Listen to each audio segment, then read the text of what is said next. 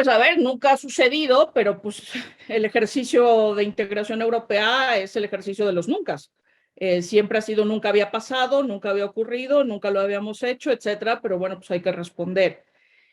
Creo que cuando se haga una revisión de la historia de este proceso de integración en el largo plazo, algo saldrá sobre esta expansión, esta ampliación al este que se hizo en su momento y que a veces se nos olvida cuando lo miramos desde otras perspectivas. Es decir, todo el mundo cree que todo esto se hace por motivos económicos, porque estamos acostumbrados a pensar en modo TLC, ¿no? En modo acuerdo de libre comercio, entonces así funciona, el mercado se amplía y es mejor, etcétera.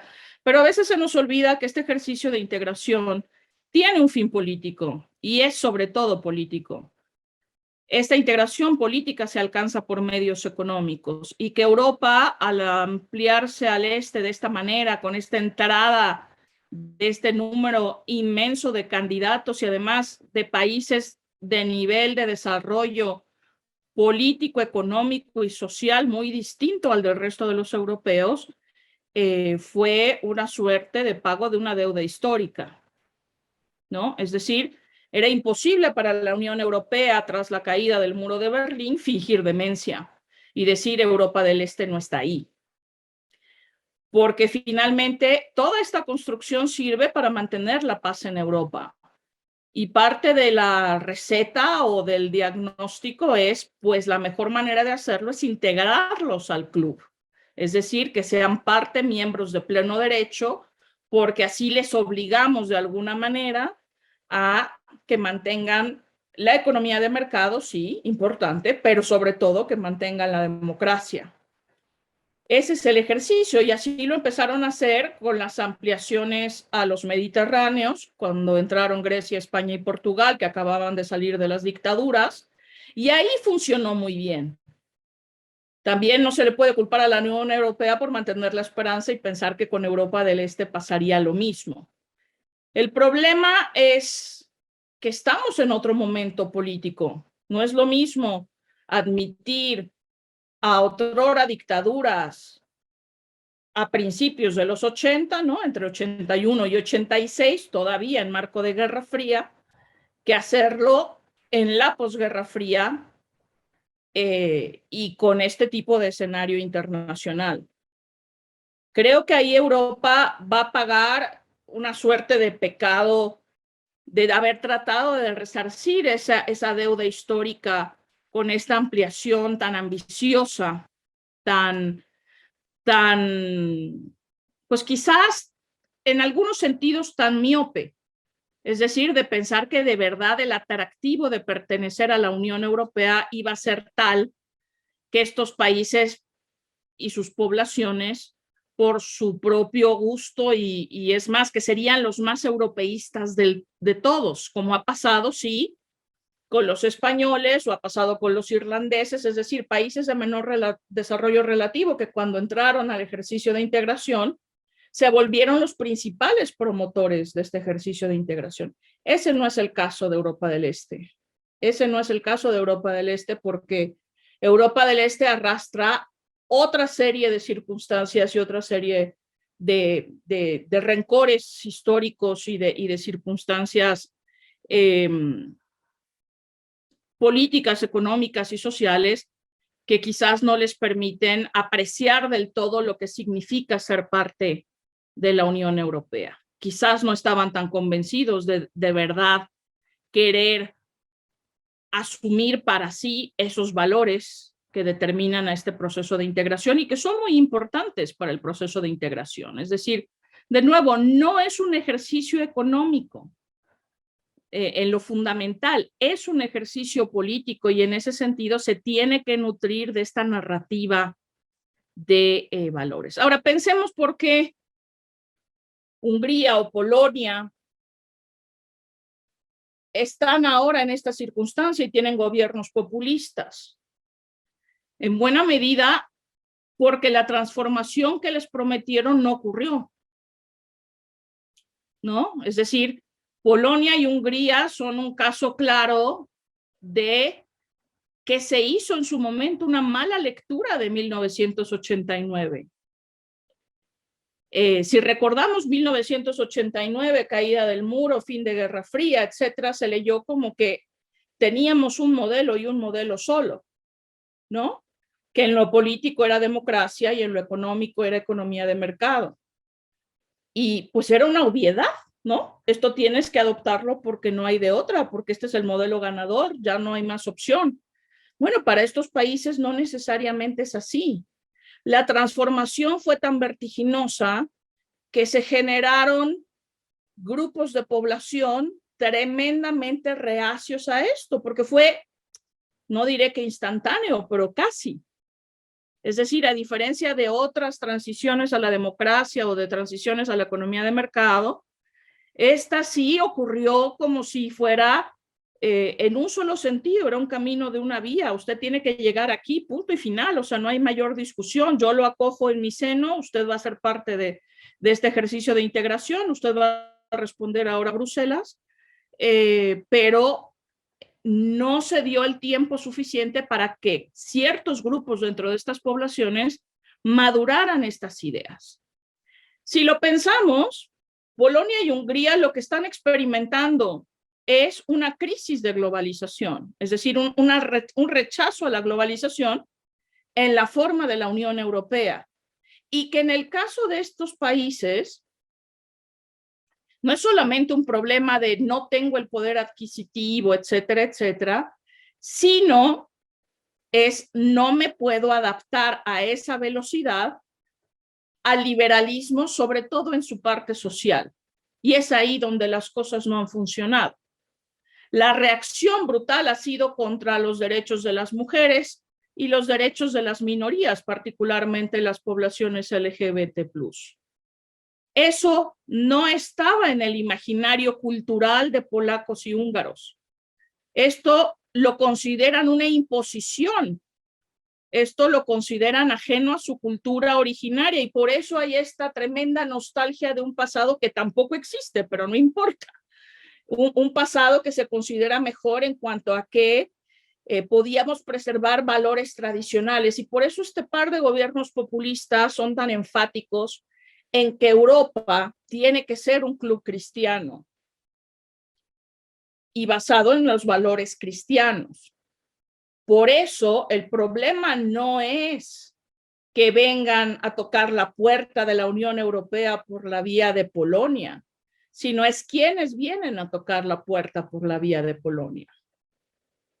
Y es donde tratan de afirmar una soberanía que no solamente no tienen, sino que nadie tiene en el mundo contemporáneo, y la pandemia así lo demostró. ¿Quién realmente en el mundo de hoy es plenamente soberano? Nos enfrentamos a un virus que llegó, nos pongamos como nos pongamos, cerremos fronteras o no, limitemos vuelos o no, cerremos, o sea, cambiemos de política migratoria o no, el virus llegó.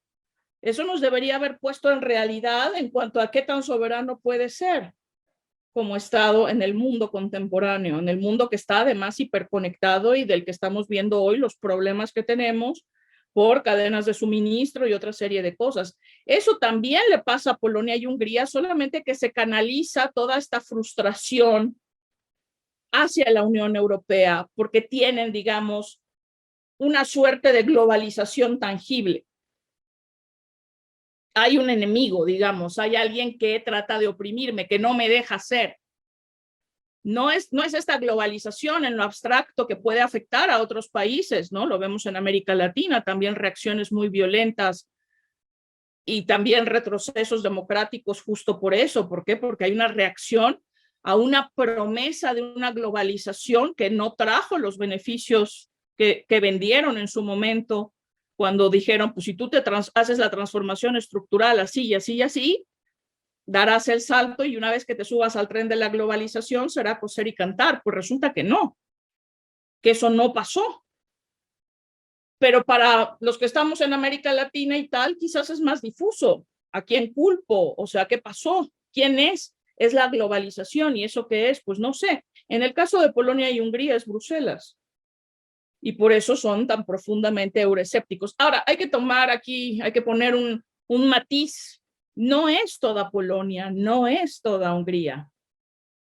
En este momento son estas mayorías en el poder, pero hay una oposición que está creciendo, que se está fortaleciendo, sobre todo de los más jóvenes que no quieren vivir en el ancien régime del que hablan sus padres y sus abuelos, que eso no interesa. Estos son ya la generación de redes, estos ya son la generación que se comunica de una manera absolutamente distinta y que poco tiene que ver con tratar de preservar la comunidad tradicional, esta a la que se aferran aquellos que se sienten perdidos ante la hipermodernidad, ¿no? A esta cosa que nos arrastra a todos y que de repente confunde y dices, pues entonces yo quién termino siendo, y que difícilmente aceptarán que son ciudadanos del mundo. Los jóvenes sí, pero algunos son demasiado jóvenes todavía y ante un régimen de la dureza del húngaro o del polaco, es difícil organizar una oposición significativa y que pueda vencer en unas elecciones. Y por eso cada vez se endurecen más estos regímenes, es decir, tratan de preservar su poder de aquí a la eternidad, de ser posible. Les hace mucho ruido la oposición, porque en la lectura populista que hacen no existe realmente la oposición, sino los enemigos del pueblo polaco, del pueblo húngaro, los que tratan de subvertir lo que significa ser polaco y lo que significa ser húngaro. Como si para algunos, que lo vemos desde otra perspectiva, eso tuviera algún sentido o se perdiera realmente esa identidad original por adquirir otras, ¿no? Lo vemos en casos de países que se han integrado y que consideran positiva su integración. Pensemos el caso español, por ejemplo. Su pertenencia a la Unión Europea les permite superar sus nacionalismos, porque les da una identidad con la que sí están de acuerdo, ¿no? Vascos, catalanes, gallegos, hay muchos que prefieren ser europeos a ser españoles, y en ese sentido la pertenencia a la Unión Europea les alivia ese dilema nacionalista de origen. En el caso de Polonia y Hungría no estamos ahí todavía. Y lo que va a pasar es que, bueno, pues la Unión Europea tendrá que ser pues mucho más aliada de estas oposiciones que están incipientemente creciendo en ambos países si quiere que de verdad se puedan mantener el Estado de Derecho, la democracia, los derechos humanos, etcétera, en estas poblaciones. Europa está experimentando una vez más los peligros que tiene el populismo para el ejercicio, para los valores de esta nueva comunidad que crearon, para esta reinvención. Y eso tiene que ser muy frustrante, porque todo este proceso se creó para dejar atrás esos populismos, esos que hicieron tanto daño en el periodo de entreguerras y que llevaron a la Segunda Guerra Mundial. Todo ese ejercicio se montó para no tener esto otra vez, y tenerlo otra vez y en casa, porque no es solamente Polonia y Hungría, estamos viendo el auge de partidos populistas hasta en los países más ricos de la Unión, ¿no? Lo vemos en Finlandia, con los verdaderos finlandeses, en Suecia, lo vemos en Alemania, con Alternativa para Alemania. O sea, esto de verdad, esto sí que es una suerte de cáncer grave para el ejercicio de integración y sobre el que Europa todavía no parece encontrar la cura, porque está en este inmenso dilema. Por una parte, entre sus valores está esto, la defensa de los derechos humanos, ser una potencia normativa, ayudar en crisis humanitarias, etcétera. Y entonces, ¿qué? Se cierra ante la necesidad de estas poblaciones de Siria, de Irak, de Afganistán, que le están, de Yemen, que le están tocando a la puerta y que quieren entrar a toda costa, simple y llanamente con la aspiración de tener lo que cualquier europeo tiene. ¿Por qué ellos no tendrían el derecho a soñar con eso? Como el resto del mundo debería tenerlo, digamos. Entonces ahí se enfrenta un dilema también muy difícil de resolver para Europa. porque apuesta por la diversidad, pero a la vez la diversidad le genera mucho conflicto. Mientras más diversa es la unión, más complicado es el proceso de integración. Los acuerdos cuestan más trabajo alcanzarlos. Pero bueno, de nuevo, nada está escrito en este proceso de integración, también hay que decirlo. No hay un plan determinado que diga dónde van, afortunadamente. Pueden ir a cualquier sitio. Ojalá no sea hacia la destrucción del proceso.